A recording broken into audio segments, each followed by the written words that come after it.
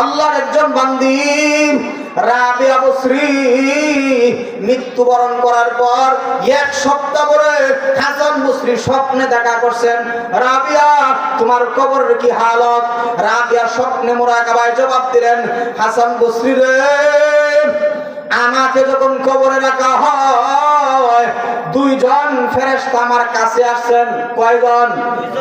দুইজন ফেরেশতা আমার কাছে আসছেন। আমারে জাগ্রত করিয়া জিজ্ঞাসা করছেন, রাবিয়া মান রব্বুকা? রাবিয়া তোমার রব কে? রাবিয়া তখন জবাব দিলেন, আমি তখন তারে জিজ্ঞাসা করলাম, মান আনতা? আপনি কে?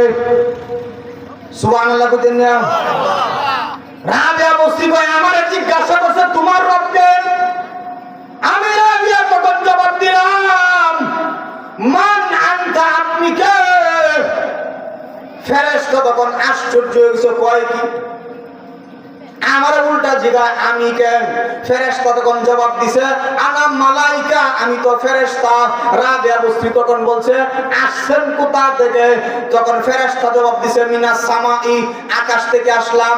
রাবিয়া বসরি জবাব দিলেন, রে ফেরেশতা, আকাশ থেকে তুমি আমার কবরে ঢুকছো, আমার জিজ্ঞাসা করছো আমার রবকে, তুমি যে আসমান থেকে আমার কবরে আইলা কতটা দূরের রাস্তা অতিক্রম করে আইছো? ফেরেশতা কয় 500 বছরের রাস্তা অতিক্রম করে আমি আইছি।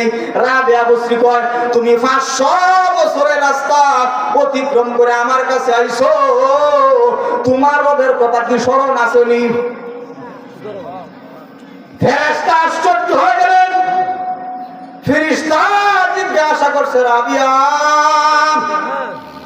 আমি কি 500 বছরের রাস্তা অতিক্রম করে এরা রবের বইলা গেছি নাকি? রাবিয়া বসরি জবাব দিলেন, রে ফেরেশতা, তুমি 500 বছরের রাস্তা অতিক্রম কইরা রবের পরিচয় বলো নাই, আর আমি রাবিয়া কি 3.5 হাত মাটির নিচে রবের পরিচয় ভুলে গেছি? সুবহানাল্লাহ বলেন না? তুমি 500 বছরের রাস্তা অতিক্রম করে আইরা রবের পরিচয় বলো নাই, আমি কি 3.5 হাত মাটির নিচে রবের পরিচয় ভুলে গেছি? আরেক riwayate আছে, রাবিয়া বসরিকে যখন জিজ্ঞাসা করা হয়, রাবিয়া তোমার রব কে? রাবিয়া জবাব দিলেন, না, আমি যদি জীবনভর পর্যন্ত বলতে থাকি আমার রব আল্লাহ, আমার রব আল্লাহ, আমার রব আল্লাহ, আর আবার আল্লাহ যদি কয় না আমি তো রাবিয়ারে চিনি না, তাহলে আমার কথার তো কোনো মূল্য হইল না। আমার রবের জিগাও আমি রাবিয়ারে চিনি নাকি? ফেরেশতারা দৌড়ে মহান আল্লাহর কাছে গেলেন, হে প্রভু, কেমন বান্দির কাছে আমারে পাঠাইছেন? আল্লাহ রাব্বুল আলামিন বুঝাই দিলেন, ফেরেশতারা আমার রাবিয়ার আর প্রশ্ন করবা না, আমার রাবিয়ার খবরটাকে জান্নাতের বাগান বানায় দাও। রাবিয়ার শরীরে দুনিয়ার পোশাক, রাবিয়ার পোশাকটারে জান্নাতের পোশাক বানায় দাও।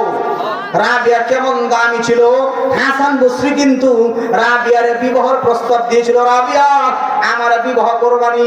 রাবিয়া কয় না, আমি যদি বিবাহ করি আল্লাহর ইবাদতের মধ্যে ত্রুটি হবে, স্বামীর খেদমত করতে গেলে আল্লাহর ইবাদতের ত্রুটি হবে, আমি বিবাহ করব না। হাসান বসরির প্রস্তাব রাবিয়া গ্রহণ করে নাই। একদিন রাবিয়া বসরি হজ করার জন্য মদিনায় গেছে, প্রতিমধ্যে রাবিয়ার ঘোড়া মারা গেছে। এখন হাসান বসরি শো করে একটা ঘোড়া নিয়েছে। রাবিয়া বসরি চিন্তা করলেন, আমার ঘোড়া যেহেতু মারা গেছে, হাসান বসরির ঘোড়া যেহেতু আইতাছে, তার ঘোড়াতে উঠে আমি মদিনায় চলে যাব। রাবিয়া বসরি নামাজ পড়া জিজ্ঞাসা করছেন, হাসান বসরি আমার ঘোড়া তো মইরা গেছে, আমারে তোমার সাথে নাও। হাসান বসরি কয় না, বিবাহর প্রস্তাব দিলাম, বিবাহ আমারে করো নাই, এখন তোমার দিন তুমি দেখো, আমার দিন আমি দেখছি। রাবিয়া বসরি সাজদায় পড়ে গেলেন, প্রভু, হে প্রভু, বুক ভরা আশা নিয়ে আসছিলাম আপনার ঘর জিয়ারত করার জন্য, আমার ভাগ্যে কি হইব না? রাবিয়া বসরি যখন ঘোড়া নিয়া রাস্তায় বিপদে পড়ে গেলেন, হাসান বসরি ঘোড়া নিয়া রাবিয়ার আগেই কাবা ঘরের দরজায় গেছেন, গিয়া দেখে কাবা ঘর তো নাই। সুবহানাল্লাহ, আর আসতে কইন। রাবিয়া বসরি যেই মুহূর্তে প্রতিমধ্যে হাসান বসরি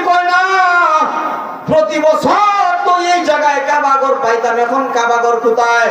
এমনিতেই মহান আল্লাহর পক্ষ থেকে গায়বী একটা আওয়াজ, রে হাসান বসরি আশ্চর্য হয়ো না, রে হাসান বসরি আশ্চর্য হয়ো না, আমার একজন বান্দি রাবিয়া বসরি প্রতিমধ্যে তার বুড়া মারা গেছে, আমার কাছে আসতে পারে নাই, এই জন্য আমার কাবাঘরটারে পাঠায় দিলাম আমার বান্দিকে আগায় আনার জন্য। তার সম্মান কতটুকু!